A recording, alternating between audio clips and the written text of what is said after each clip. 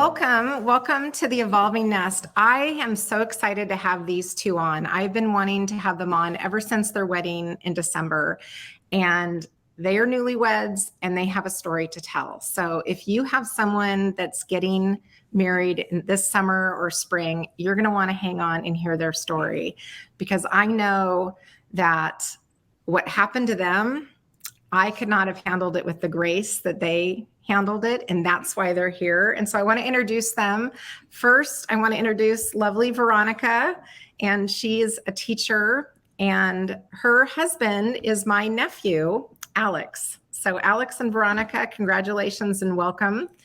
And sitting next to me is my husband of now 30 years, and he doesn't usually record with me, but we've been doing some recordings lately and having fun doing podcasting. So, but you two really have a story to tell, and I want to get it started. So start by telling us how you two met. Do you want to start there? Sure. Okay. Sure. We both went to the University of Oregon, and we both grew up in Portland, but we had never met until going to the University of Oregon. So we both had a passion for singing, grew up in choirs, and we both separately, unbeknownst to us, decided to get into the a cappella world. That is where our, friendship blossomed and started, and we were friends for about 4 years before we actually started dating. Oh, wow. Because you dated for a while too, didn't you? Yes. Mm-hmm. Yeah. We dated for 5 years prior to getting engaged. But we were friends for 4 years before then. So that really was a great foundation for how we evolved into, where we are now. It definitely set the tone for how well we know each other. Kind of very small world happenstances, I think, kind of set us up for being able to take on life's challenges, whatever happens, because we grew up so similarly and we have the same beliefs and values that were really kind of the building blocks for us, definitely, as a couple. So you started out aware of one another, knowing one another. How did it develop into more of a relationship? Well, we got to know each other well and learned about the upbringings and values that we have in common and our common vision for the future. So we quickly realized that this was something more, and now here we are, married just a few years later. Okay, so bring us to your engagement. Yeah, this is a funny one. So I had this whole plan where we were going to go up to Timberline Lodge and stay there. That's up on Mount Hood outside of the Portland, Oregon area. And that much of my plan worked out. So we went up to Timberline Lodge and we stayed a couple of nights up there. We skied. It was beautiful and amazing. There's a snowshoe trail that goes just up the mountain from the lodge. And I wanted to walk up there with Veronica, and with the clear blue skies and open plains of snow and the beautiful mountain peak next to us, I wanted to get on one knee and propose. But when we walked outside to do that, it was just pouring rain. Welcome to Oregon. Wow. Yeah. On Mount Hood, right? Yeah. This was December 18th of 2021. So it should have been snowing. It should have been snowing. Yes. Yeah. And I had the gall to walk her up this snowshoe trail. You were committed.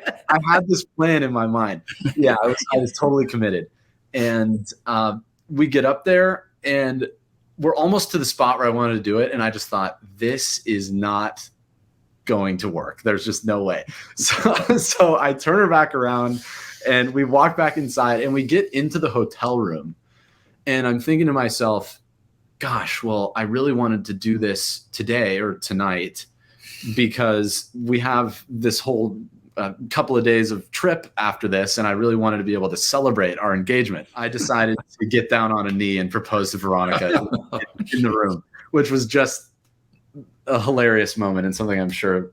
So I got to ask, Veronica, did you know what was coming? Did you know why you were getting marched up in the rain to the top of the mountain? I knew that that trip was the proposal trip. There were little hints that he didn't drop hints, but like things that I picked up on just by knowing him so well, that he wasn't hiding from me well, that I kind of knew. So I knew that was the trip. I knew it was going to happen sometime. It made sense that it would have happened when we went out there, but the way that we thought about going out on that trail was more organic than it seems. It was very like, let's just go out and see what it looks like, and let's just take a peek kind of thing. So it was very organic, and it felt very organic. Flabbergasted by the sudden event that it became. So it was great, though. It was perfect because it was in the morning. It was like 9 a.m. So we kind of got to spend our whole day celebrating being engaged after that. The time from getting engaged to getting married just gets so busy. It's very fast. Amazing. At least fast for us. Yeah. But I'm well, sure. And it really wasn't fast in that it was a whole year later.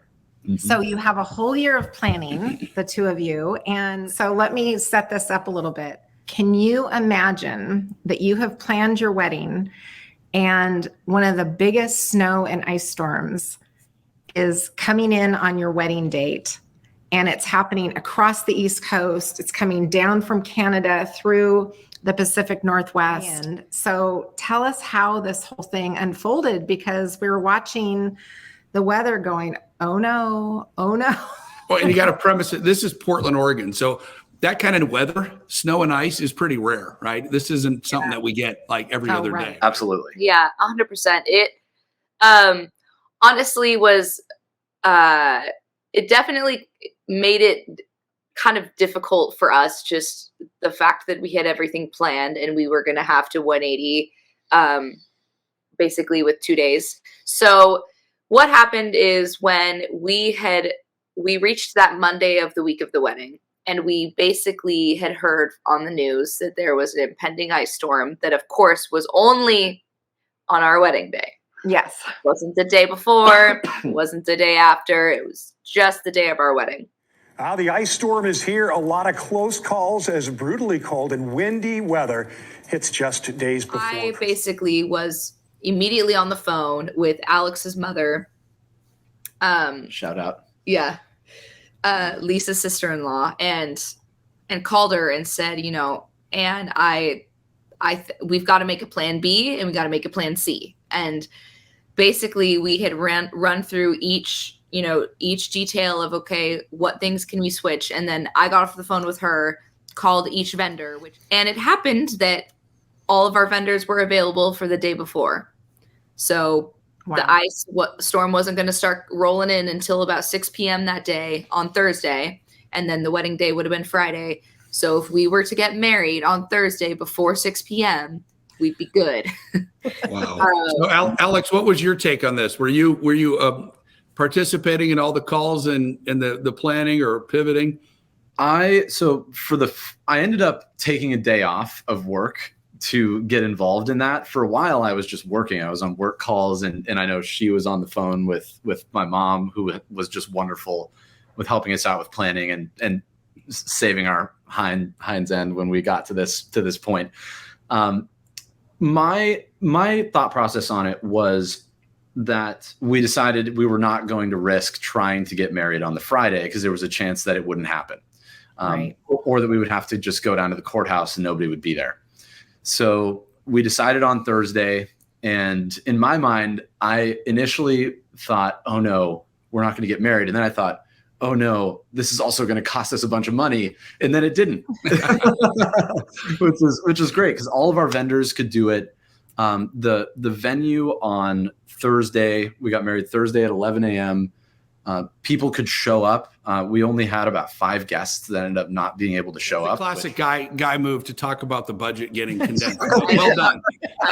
So what was interesting though is everything was absolutely phenomenal. And what was going through your guys' minds? I mean, it was already pretty clear that you're committed. You marched her up for the engagement in the middle of the rain, but so you had this other issue with the weather that came up again. So it's kind of a theme. What were your thoughts? What were you guys thinking? I can't believe this is happening, or were you let's just roll with this? A lot of it was let's roll with this. We were honestly just excited to be married like sooner.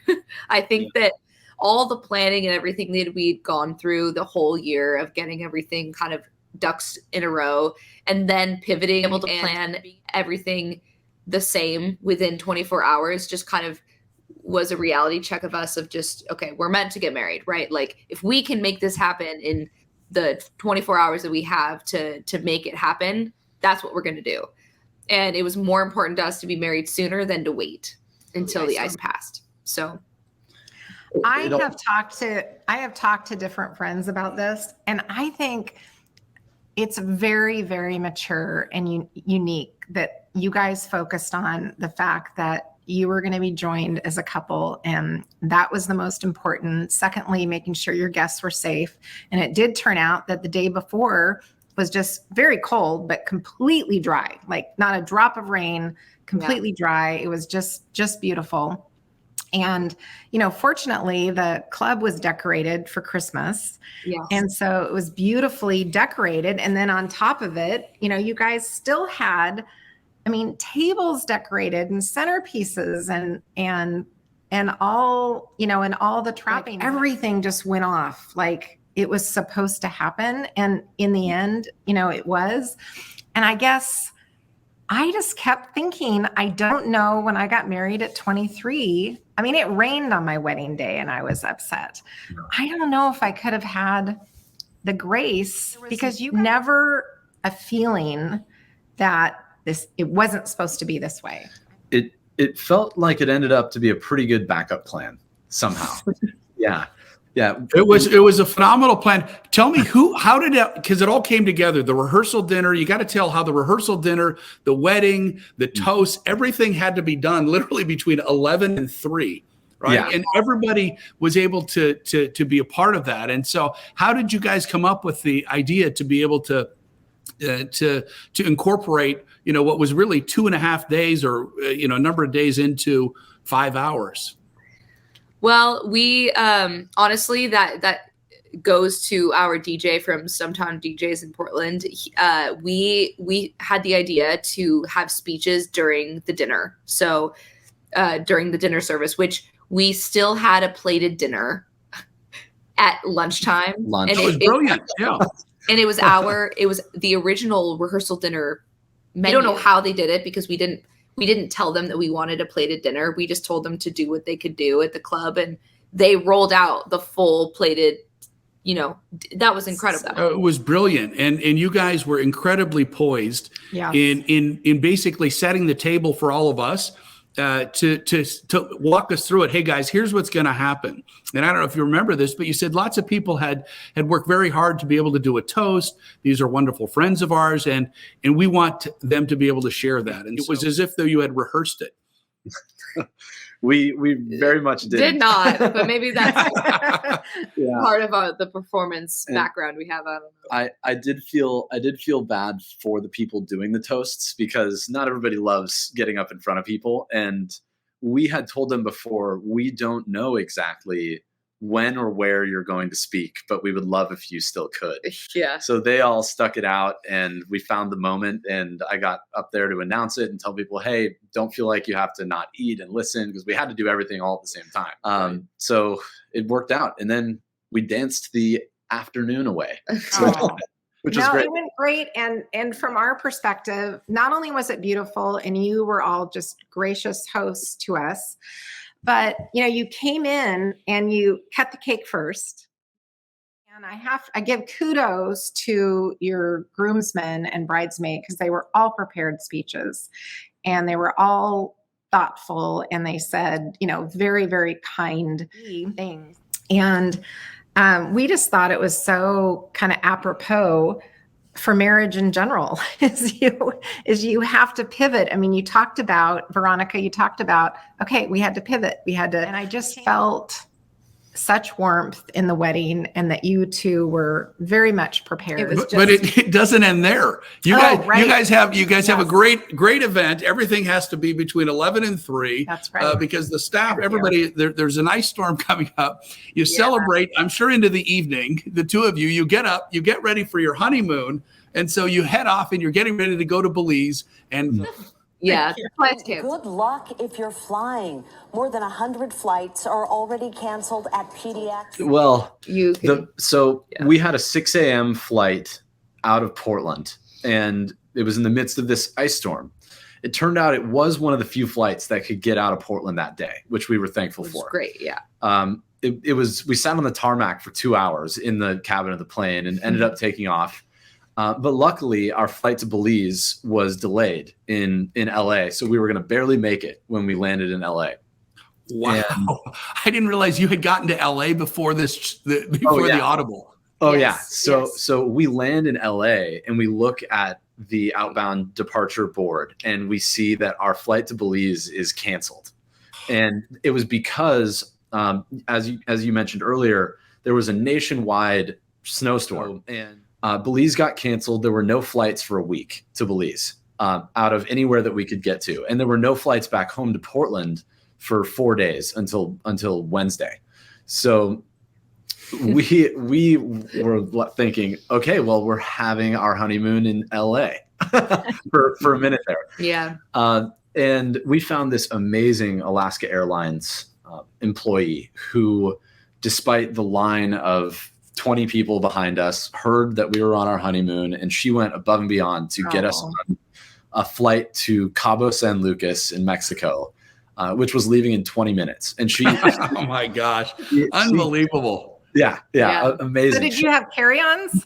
We did. And checked bags. She ran out onto the tarmac and grabbed our bags And put them on and the plane. brought them to the other plane for us so that we could get out. And I wish that I'd write her a thank you note. We tried. We did our best there to get her to, any sort of way we could appreciate her. And she was like, no. She's like, this is just a great way to end my Christmas Eve. So you get to your venue, you get to Cabo. At what point did you when were you sitting on the beach, enjoying a cocktail and just realize, wow, did you get this sense of looking back at this and just thought, what an incredible journey was it? What were you thinking as you were finally able to take a breath and just reflect? Yeah, we did get to that point. We did finally get the beach moment with the drink and just sitting there and looking out at the ocean and appreciating it. And honestly, it was another one of those situations where it turned out the way that it was probably meant to, because the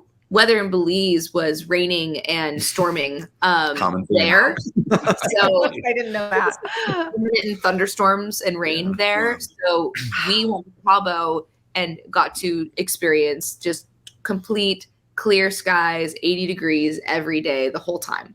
So that was 100%. It felt the same day as an audible on our wedding to an audible on our honeymoon. It felt the same. It just felt like it was meant to be that way. I enjoyed that time of breathing and reflecting, of just, it all turned out the way it was meant to be, and we're married, and that's all we wanted. That's all. So for young couples that are in a situation like this, how did you treat one another? It seemed like everything was smooth, and you were just still in the moment, right? You weren't living in the past of what didn't happen or what was going to happen. You were just enjoying it.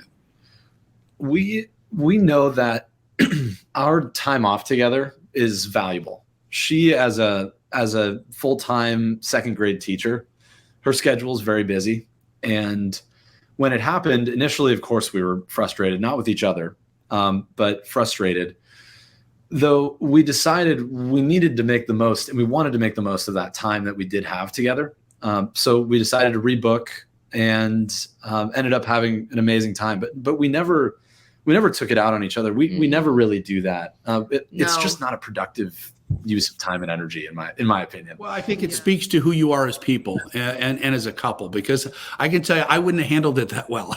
We didn't get a room on our wedding night, and I didn't handle that well. And so, and I had to get talked off the cliff. So the fact that you are, plus, it is interesting too. You guys are a little bit, and I think your generation, or whatever generation it is, we got married in our early 20s. It seems like young people today are waiting until they're, mid to late 20s. And so you had a few experiences, in life. You've had successful careers and things that you had done together prior to that. So I'm assuming that helped, in preparation for a lot of the things that didn't go the way you had anticipated.